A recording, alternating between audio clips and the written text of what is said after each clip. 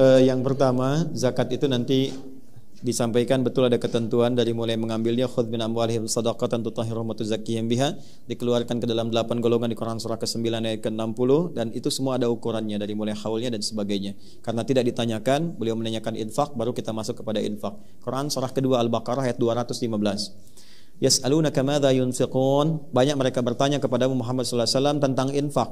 Bagaimana cara berinfak, kepada siapa diinfakkan? Jawaban Allah langsung disampaikan, qul ma anfaqtum min khair. Katakan Muhammad sallallahu alaihi wasallam, kalau ingin infak maka pilih dari yang terbaik, yang paling bagus. Nah, infak itu bahasa singkatnya nafkah. Nafkah itu singkatan dari infak. Infak itu nanti dibagi dua, ada infak wajib, ada infak sunnah. Infak wajib, infak suami kepada istri, kepada keluarga, disingkat dengan nafkah. Ada di mana ayatnya? Quran surah keempat An-Nisa ayat 34. Ar-rijalu qawwamuna 'alan nisa'i bima faddalallahu ba'dahum 'ala ba'dhin wa bima anfaqu min amwalihim. Laki-laki suami diberikan kelebihan oleh Allah dari istrinya, dan istri pun nanti punya kelebihan di sisi yang lain. Apa kelebihan itu? Di antaranya pelindung, pengayom, pengarah di rumah tangganya, plus diberikan kemampuan untuk menafkahi istrinya. Jadi kalau suami bekerja itu sifatnya nafkah. Kalau istri atau perempuan bekerja itu tidak disebut mencari nafkah, beda. Awas, ada pekerjaan, ada nafkah, itu lain. Nafkah itu kewajiban yang melekat kepada suami, yang nanti rizki yang Allah berikan akan mencukupi kebutuhan yang ada di dalam rumah tangganya. Jadi berapapun yang didapat bisa dibagi. Tapi kalau bekerja biasa tidak mempunyai sifat nafkah, nanti punya sifat-sifat dan karakter yang berbeda. Didapatkan besar pun belum tentu mencukupi. Ya, saya tidak bahas itu dulu. Saya akan masuk kepada yang sunnahnya. Kalau kemudian yang itu sudah selesai, jadi frame-nya begini, tabelnya. Kalau sudah yang wajib selesai, baru keluar. Jangan keluar dulu. Ya, dihitung dulu di rumah. Kebutuhan rumah berapa? Misalnya 20 juta dalam sebulan.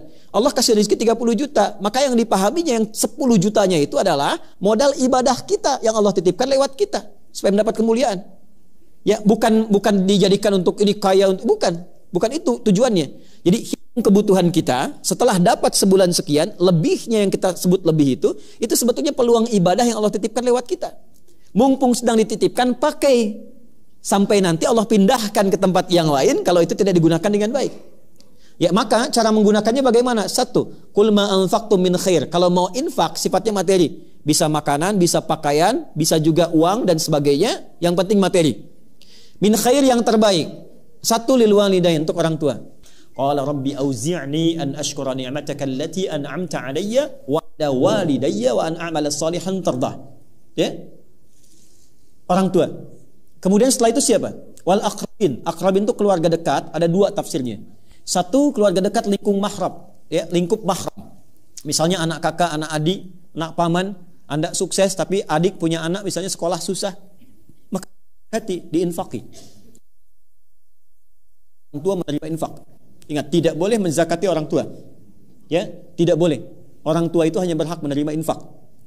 Kemudian lil walidaini wal aqrabin wal yatama. Tafsir kedua akrabin itu bukan keluarga dari mahram, tapi orang yang hidup secara dekat dengan Anda.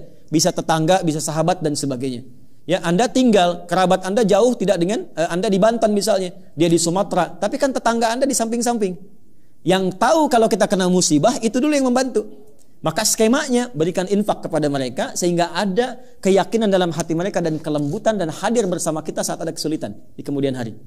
Kemudian wal yatama, anak yatim. Ya, yatim ini ada dua sifatnya, yatim kaya, yatim fakir atau miskin. Kalau yatim fakir dan miskin boleh berikan zakat. Dalilnya Quran surah ke-9 ayat ke-60. Innamas shadaqatu lil fuqara wal masakin. Zakat disalurkan untuk orang fakir, orang miskin. Siapa dia? Termasuk yatim. Tapi kalau yatim kaya, dia nggak dapat bagian dari zakat. Dia dapat bagian dari infak. Ya, teman Anda di sini misalnya kaya, meninggal, ada anaknya. Nah, anak yang ditinggalkan itu boleh kita berikan infak untuk penyambung silaturahim dengan keluarga ayahnya. Datang bawa mainan yang disukainya, datang bawa hadiah dari kas infak. Ya, itu yang dilakukan Nabi sallallahu alaihi wasallam ketika lewat seorang anak sedang bersedih.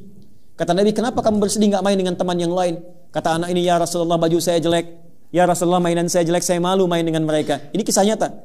Kata Nabi, "Aradita an akuna abad laka wal Hasan wal Husaina ikhwatan laka." Apakah engkau ridha kalau aku akan menjadi ayah angkatmu sekarang dan engkau menjadi saudara Hasan dan Husain?